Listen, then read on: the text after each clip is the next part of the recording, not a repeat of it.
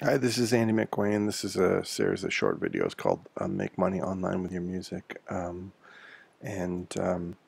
this is to go along with a recent Kindle book, which you can find on Amazon with the same title, Make Money Online with Your Music.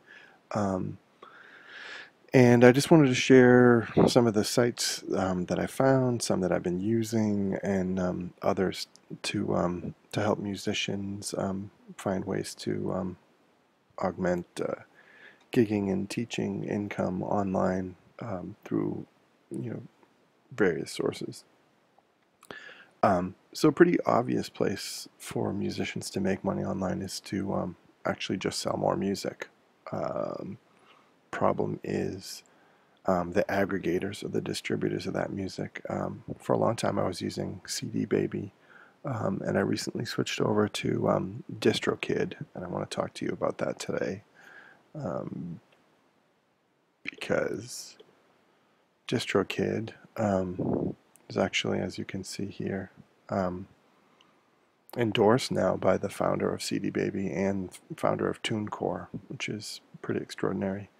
Um, Really simple website, and it's all about, as you can see, I'm in this plan, the musician plan, one artist or one band name, um, but it's all about being prolific. I think that's their tagline somewhere on the site.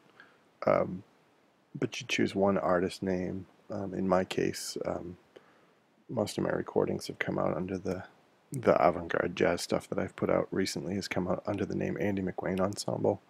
So paying $20 a year, and it's an unlimited. Um, it's uh, it's an unlimited subscription plan. So unlike CD Baby and some of the others where you're actually paying per project or per album, here you actually just pay by the year. Um, if you need more than that, if you have two different names, if I wanted to actually have a solo artist name and then maybe a band, a group that I was working with, I could do the same thing. This also allows you to do custom label names, which we'll get to in a second. And then if you actually want to run a label with five or more artists, then you're looking at $80 a year. But for $20 a year, um, and when you see what you get for that, it's actually pretty extraordinary. This is obviously for musicians who don't need a physical disc anymore, and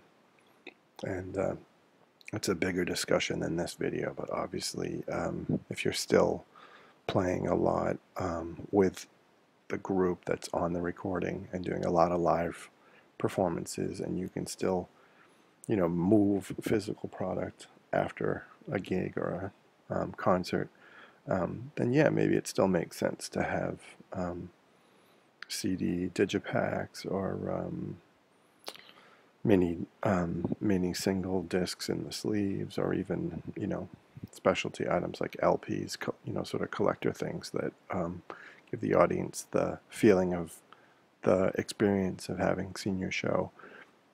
But for most people, most musicians now, um, what they're really looking for is to just immediately get the project on the online um, sales channels. And of course, you know, the three big ones are obviously iTunes, Amazon, and Google Play. And as you can see, um, with this subscription plan, my band name is locked because I have the single artist subscription. Um, but this allows me to just grab album covers here, as you can see, 2500 by 2500, um, and then down here, as you can see, then just grabbing audio files. So it could simply be, an MP3 and a cover image, or a WAV file, a series of WAV files as a as an entire album. So if you actually wanted to do a complete album, just be a matter of choosing how many songs you have, Obviously, you can turn these on and off for those who, if you decide you don't want to be part of some of those distribution networks, put a title in here, primary genre, and then as you can see, it preloads the number of tracks based on what you set above. And what's really extraordinary, and I'll show you, these are the albums that I started with. Um, two projects, a live project and a studio session. And basically for me, these were unreleased projects, and all original music. I'm not doing cover songs because of, and there are no covers. There are no jazz standards written by other people. I don't want to deal with mechanical royalties, and I'm not even really sure you can through this service. But as you can see, if I move this over, um, the full distribution channel, and those are in full color once they're live. And of course, what Distrokid shows you is once the album is uploaded, and these have only been up since January. You can see they assign a UPC. They actually show you. They show you how it's actually listed and exactly where it is, which is this is part of the upsell. If you actually want to run a label and have a custom imprint, then that's one of the things you pay for. Otherwise, allowing them to put this out, basically to aggregate the music with DK, Distrokid as part of it, and different label names. As you can see here at the bottom, the add more stores. Some are upsells. Tidal was actually free after I had already signed up for the others. So, once you do have projects in this channel, you actually go back and take a look to see if there are other avenues, if that's what you want. You have to decide if you want free or paid channels. Shows the album art at the top, and then and like I said, this is unreleased material, so it was basically two songs. It's an EP. But on other channels, instead of paying, I wanted it as part of a set instead of paying for it as an album and paying $35, $55 instead of paying for it track by track, $10 each track or something. This is music that if it wasn't so inexpensive, I probably would not have released. So let me make it smaller. Here I'll show you the bank, and then the way they've actually done this is you can see all the channels, shows the most recent month that they have info.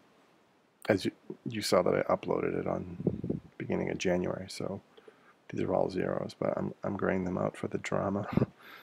If you want detail, it actually will show you even more detail than that. And then for the Spotify and all the streaming numbers, the digits go up pretty far. So why is this powerful? It's powerful because for $20 a year, you could literally upload as much music as you can create. It's really about being prolific, and then at the end of the year, it stays up on all those channels as long as you've renewed. So for $20 a year, you basically maintain these online, and the tracking and administration, et cetera, et cetera. So it actually seems well worth it for what it is. And like I said, the process is actually really quite simple. So check it out, Distrokid. And if you're curious about some of the other sites I found and some of the other strategies for musicians. As I mentioned, there's a book on Amazon, Make Money Online with Your Music, and it covers a number of different ways to, monetize your, um, not just your music itself, like we're looking at here with the Distrokid, but also your musical knowledge and other things. So check that out. Subscribe to this channel, please, and I'll put more of these up. And if you want to hit me up over at theandymcwain.com, that's where you can find me. And if you have any questions, leave them in the comments. Okay, thanks.